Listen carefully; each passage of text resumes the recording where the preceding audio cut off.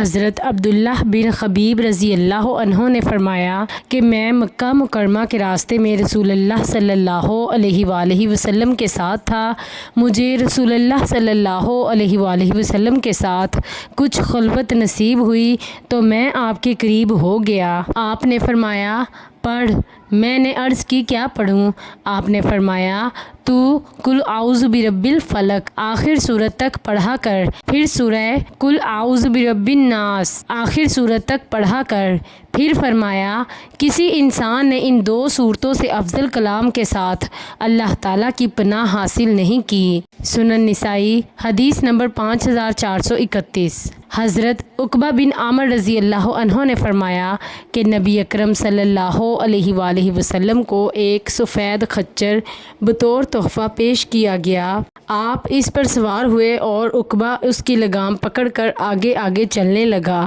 رسول اللہ صلی اللہ علیہ وآلہ وسلم نے عقبہ سے فرمایا پڑھ۔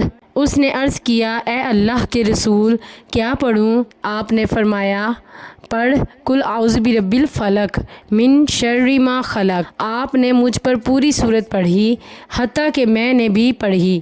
آپ نے محسوس فرمایا کہ میں اس کے ساتھ زیادہ خوش نہیں ہوا۔ آپ نے فرمایا شاید تو نے اس کو معمولی سمجھا ہے، میں نے کبھی نماز میں اس جیسی سورت نہیں پڑھی۔ سنن نسائی حدیث نمبر 5435۔